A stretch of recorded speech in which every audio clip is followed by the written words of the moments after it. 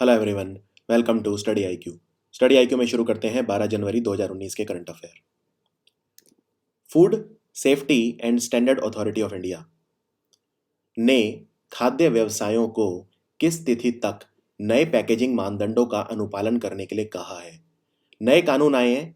अब आप जो जो खाद्य व्यव जो जो खाना होता है, ठीक है, उसे आप न्यूज़पेपर में रैप नहीं कर सकते, ना ही आप जो रिसाइकल्ड प्लास्टिक है उसका उपयोग कर सकते हो किसी भी तरह के भोजन को पैक करने के लिए। तो जितनी भी कंपनियां हैं जो खाद्य उत्पाद बनाती हैं उन्हें साफ कह दिया गया है कि ये 1 जुलाई से लागू हो जाएगा। तो यही पूछा है कि किस तिथि तक नए पैकेजिंग मानदंडों का अनुपालन हो जाना चाहिए, तो आंसर है 1 जुलाई। FSSAI जो है, इसके जो CEO है वो है पवन अग्रवाल। पवन अग्रवाल हैं CEO FSSAI के। निम्नलिखित में से कौन रेणुका जी बहुउद्देशीय बांध परियोजना के लिए समझौते पर हस्ताक्षर करने वाले 6 राज्यों में से एक नहीं है। इस पे आपसे 3-4 क्वेश्चन पूछे जा सकते हैं। सबसे पहला, ये 6 राज्य कौन से हैं ये पता होना चाहिए। उत्तर प्रदेश, हरियाणा, हिमाचल, ठीक है, उत्तराखंड, दिल्ली और राजस्थान। तो उत्तर प्रदेश, उत्तराखंड, और अभी अभी उत्तर प्रदेश और उत्तराखंड के बीच में जमरानी बांध को लेके भी सुलह हो गई है। ये गोला नदी के ऊपर बनेगा। तो उत्तर प्रदेश, उत्तराखंड, दिल्ली, राजस्थान, हरियाणा, हिमाचल प्रदेश, इन 6 राज्यों के बीच में जो रेणुका जी बांध परियोजना है उसको लेके समझौता हो गया है। अब सवाल ये है कि ये बहुउद्देशीय बांध है। बहुउद्देशीय बांध परियोजना मतलब इसके अंतर्गत कई सारे प्रोजेक्ट होंगे। कितने होंगे? आंसर है 3। कौन कौन से? सबसे पहला है लखवार परियोजना। तो लखवार परियोजना बनेगी यमुना नदी पे और ये बनेगी उत्तराखंड में, ठीक है। दूसरी है किसाओ योजना, और ये बनेगी यमुना की एक सहायक नदी है जिसे बोलते हैं टॉन्स। तो टॉन्स नदी पे बनेगा किसाऊ प्रोजेक्ट और ये भी बनेगा उत्तराखंड में, ये उत्तराखंड में और हिमाचल में भी। और तीसरा जो प्रोजेक्ट है वो है रेणुका जी, ये बनेगा गिरी नदी पे। ये भी यमुना की सहायक नदी है गिरी, और ये बनेगा हिमाचल में। तो ये 3 प्रोजेक्ट बनेंगे, लखवार, किसाओ और रेणुका जी। तो रेणुका जी बनेगा गिरी नदी पे, किसाओ बनेगा टॉन्स नदी पे और लखवार बनेगा यमुना नदी पे, और तीनों मिला के इसको बोलते हैं रेणुका जी बहुउद्देशीय बांध परियोजना। तो ये ओवरऑल मिला के यमुना पे बनेगा क्योंकि यमुना की ही दोनों सहायक नदियां हैं, गिरी और टॉन्स। तो ये काफी इंपॉर्टेंट क्वेश्चन है। और जो 6 मुख्यमंत्री हैं उन्होंने साइन कराए हैं। इन राज्यों के मुख्यमंत्री उत्तर प्रदेश के योगी आदित्यनाथ, हरियाणा के ML खट्टर, हिमाचल प्रदेश के जयराम ठाकुर, उत्तराखंड के त्रिवेंद्र सिंह रावत, राजस्थान के अशोक गहलोत और दिल्ली के अरविंद केजरीवाल। तो आई होप ये क्लियर होगा। आप सारे क्वेश्चन आप आंसर कर पाएंगे। हमारे जल संसाधन मंत्री जो है वो है नितिन गडकरी। सू सेंग चांग किस देश के प्रधानमंत्री नियुक्त किए गए हैं? ये प्रधानमंत्री बने हैं ताइवान के। ताइवान की राजधानी है ताइपाई, ताइपी बोलते हैं वैसे इंग्लिश में। और जो ताइवान देश है इसे बोलते हैं चाइनीज ताइपी, चाइनीज ताइपी। हमारी केंद्र सरकार ने डिसाइड करा है कि 2 नए एम्स बनेंगे, all India institute of medical science, ठीक है, एम्स हॉस्पिटल बनेंगे।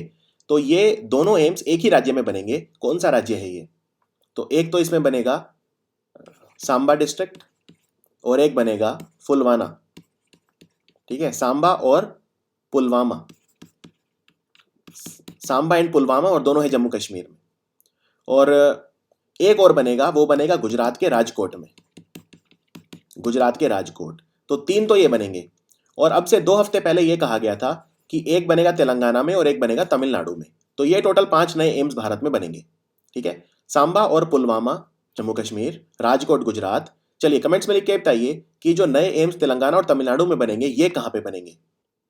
केंद्रीय मंत्रिमंडल ने निवेश बढ़ाने और कारोबार सुगमता के लिए यानी ईज ऑफ डूइंग बिजनेस को बढ़ाने के लिए भारत और किस देश के बीच एक उन्नत मॉडल के तहत सिंगल विंडो क्लियरेंस पर किए गए सहमति ज्ञापन समझौते पर मंजूरी दे दी है? कौन से देश के साथ मिलकर भारत कारोबार सुगमता के लिए कर रहा है सिंगल विंडो क्लियरेंस? ये कर रहा है जापान के साथ, जापान। और ईज ऑफ डूइंग बिजनेस में जो है वो भारत में जो नंबर 1 राज्य है वो है आंध्र प्रदेश। वरिष्ठ नेता मीरा सन्याल की मृत्यु हो गई। ये रॉयल बैंक ऑफ स्कॉटलैंड की पूर्व हेड रह चुकी हैं। ये कौन सी पार्टी से थी? इनकी डेथ हो गई कैंसर से। ये आम आदमी पार्टी की थी, Meera Sanyal. National stock exchange के चेयरमैन कौन है जिन्होंने अपना इस्तीफा दे दिया है? इनका नाम है अशोक चावला। तो अशोक चावला ने अपना इस्तीफा दे दिया है नेशनल स्टॉक एक्सचेंज के चेयरमैन पद से। हेनले पासपोर्ट इंडेक्स में मोस्ट पावरफुल पासपोर्ट की लिस्ट में कौन सा देश नंबर 1 रहा? पिछले साल भी नंबर 1 ये था, इस साल भी नंबर 1 ये है। ये देश है जापान। जापान जो है 2 साल लगातार नंबर 1 है पासपोर्ट इंडेक्स में। सबसे ताकतवर जो पासपोर्ट है हैनल के हिसाब से वो जापान का है। और भारत का स्थान पिछले साल था 81, इस बार है 79। तो भारत ने 2 पायदान छलांग लगाई है ऊपर की तरफ। न्यूयॉर्क टाइम्स की दुनिया भर में देखने वाली 52 स्थानों की सूची में, यानी जो लोग देखने जाते हैं, घूमने जाते हैं, 52 स्थान दुनिया के सबसे ज्यादा, उनमें भारत के हम्पी को कौन सा स्थान प्राप्त हुआ? यानी देखे जाने लायक जो 52 जगह है उनमें हम्पी का स्थान है दूसरा, और पहला स्थान है पुर्तो रिको का। हम्पी है भारत के कर्नाटक राज्य में, याद रखिए।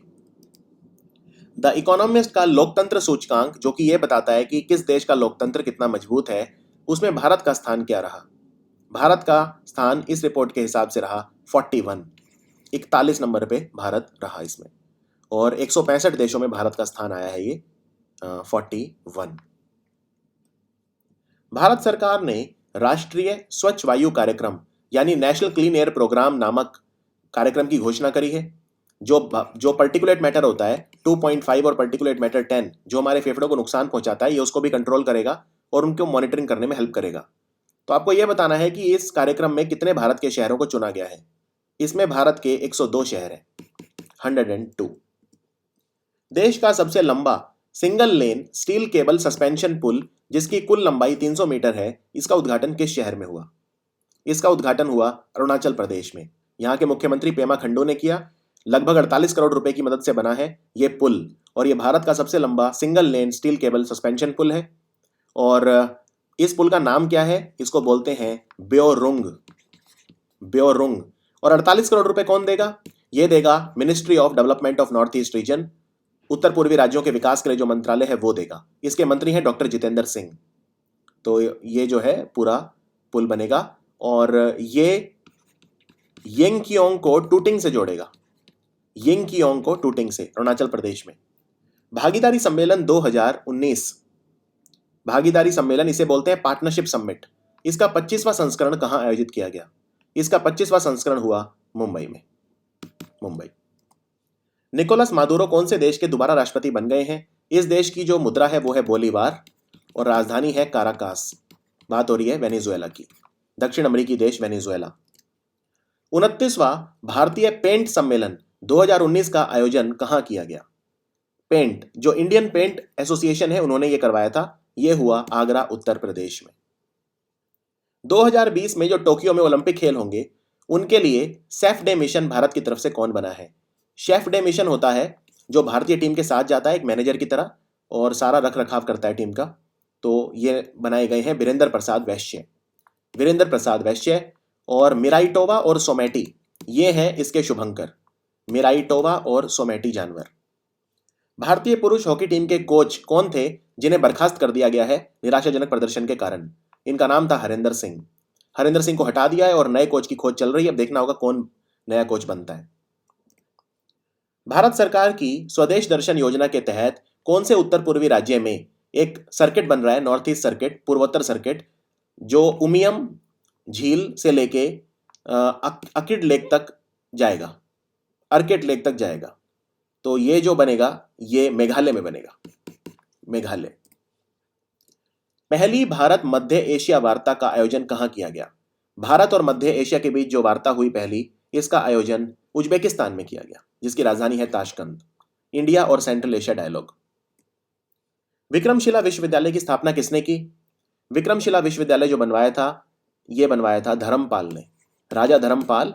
और इन्होंने इसलिए बनवाया था क्योंकि नालंदा में जो शिक्षा का स्तर है वो गिर रहा था। और जो पाल वंश है उसकी स्थापना की थी राजा गोपाल ने। गुलाम वंश की स्थापना किसने की? गुलाम वंश जो है इसे मामलुक वंश भी कहा जाता है। ये तुर्क थे, टर्की से आए थे, तुर्की से। और कुतुबुद्दीन ऐबक जो है उन्हें ये श्रेय जाता है भारत में गुलाम वंश की स्थापना का। सो ये था हमारा वीडियो 12 तारीख का। आपको वीडियो कैसा लगा आप कमेंट्स में लिख के बता सकते हैं। जो भी हमारे वीडियो बचे हैं, शायद मेरे ख्याल से 3 बचे हैं, वो भी जल्द पूरे कर दिए जाएंगे। थैंक यू सो मच और देखते रहिए स्टडी IQ।